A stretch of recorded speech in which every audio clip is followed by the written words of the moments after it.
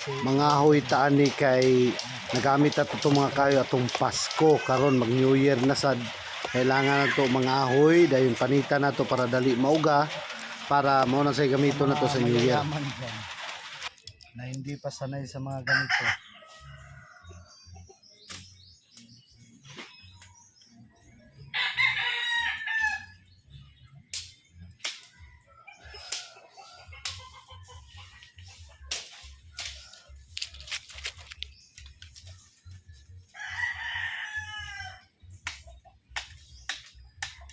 So sulo-sulo ko ani mga idol kay manikamot ani mintras init pa mo nang ani ato ko bukid kuyog na ko mga iroan ni nanguha ko mga kahoy nga mga uga para to ang isugnod kay mo man atong gamit permanente sa labi na sa to ang kuan pagluto mo nanguha tag kahoy ani kay nahurot atong kahoy atong nagditson dayta dahil nagluto tag mga ginagmay nga mga kuan nato panghanda tong Christmas karon na sad sunod adlaw na sad mag New Year mo nang nagkugi ko ani panguha ni bahala ka kura usa Dahil ubos na yung kahoy natin nung Pasko, gagawin naman natin yung kaning mag naman tayo ng kahoy kay pang New Year na naman.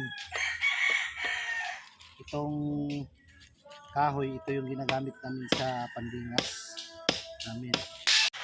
dito kung nakikita nyo sa yung wala pa talaga hindi pa nakaranas ng mga ganitong gawain lalo na sa pagano ng kahoy ginaganyan namin yan para mas pantay yung sukat tapos kung mamaya makikita nyo binabalatan natin para mas madali siyang matuyo para mas madali siyang magamit yan po yung ginagamit natin para sa pandingas natin pangluto sa mga ulam at saka kanin yan organic lang talaga yung ginagamit natin dito sa probinsya kaway-kaway dyan sa mga lahat ng mga nakaranas ng ganito hanggang ngayon ito pa rin yung ginagamit natin kasi sa katunayan gusto naman natin talagang yung diklik no pero masanay tayo sa ganitong gawain mas mabilis mas masarap yung kanin pag niluto natin.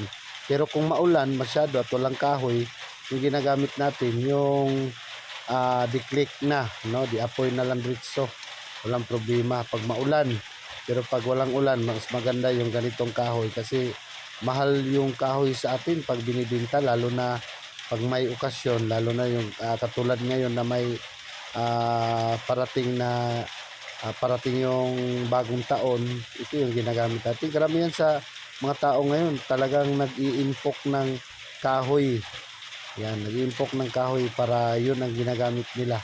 Kasi pag wala ka masyadong budget talaga, ubos yung mo dyan, gas. Yan, mamaya, babalatan natin to kasi ito yung ginagawa natin para babalatan natin yan isa't isa para kunting na lang sa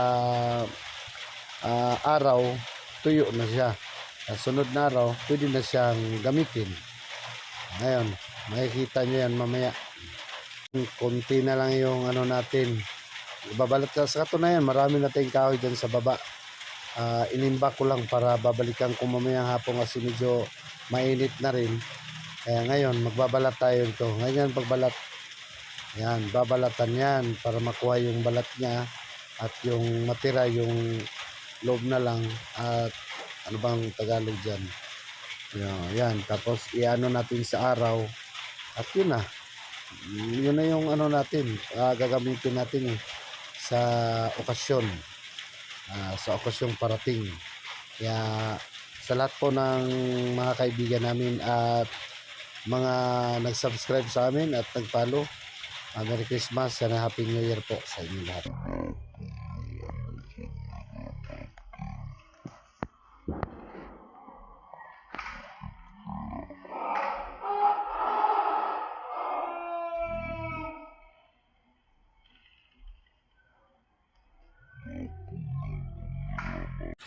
Kaapoy kining wala tay mga lutuan mga idol nga pwede natong kuanon. Sabi na karon ni nani atong gamit kahoy kailangan na to magsipag para makapagkuha ng pandingas ako nang gibalatan siya para dali siya mauga. Para magamit na din nato na karong mabutay nga New Year, no? Ako ra day usa diha, simple kuyog na to tumairo diha. Niapas na lang akong chikiting ana mga idol para hatdan ko kanang unsa to halo-halo ba to. O kaunta diha. Siyempre, ang atong gibalatan na ni nga kahoy mga idol, mura sad ni siya uga pa ni siya pero dali siya matuyo pag naiguog kanang sun o kanang adlaw. Hindi siya nakoy kumare ni siya manay ato ang kuan di mga idol buhat aning bukid karon. Lingaw man pero kalingawan. Muna siya ato ang kuan karon di sa bukid. Dayon ni shout out nato ang atong amigo diri nga si Eric Johnson, no. Karon na siya sa Manila karon nagtrabaho. Bali driver siya karon sa usa ka kumpanya didto, no. Dayon no pa shout out nato, i-shout out nato si Kuya Eric Johnson, no. Sa iyahang pamilya dinha sa Claveria City. Claveria. Okay. Kuha na siya. Part na siya Cagayan de Oro, no. Kung ako na sayop, part na siya sa Cagayan de Oro.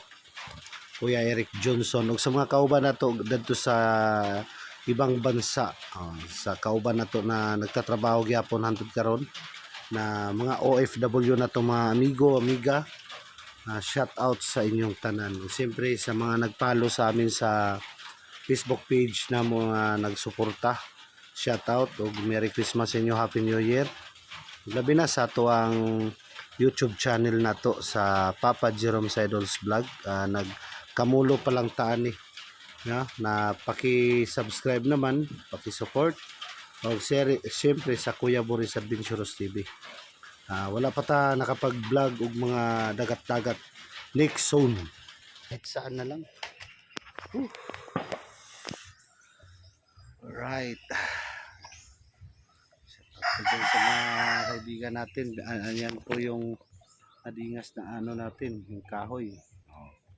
Meron na tayong pang New Year dyan. Diba? Marami pa akong ano yun dyan, tatabasin na kahoy. Yun, sa baba, sa ano. Maraming salamat po. Happy New Year po sa inyong lahat, mga idol. Yan. Shout out po sa inyong lahat. Shout out sa lahat po ng mga nanonood dyan. Shout out po sa inyo. Yan. Ano po yung mga ginagawa ninyo? Tuloy lang yung biyahe ninyo. Yan. Sa mga namimili na ngayon, mamili na kayo kasi para hindi pa traffic. Kasi pag Lasaro na, traffic na masyado. Lalo na pag namimili kayo sa mga establishment na malalaki. Mahaba yung pila. Shout out po sa mga kahoy yung gamit. Marami pa tayong tatabasin dyan. Shout out po sa mga taga-probinsya at saan mang sulok kayo ngayon. Shout out po sa inyo.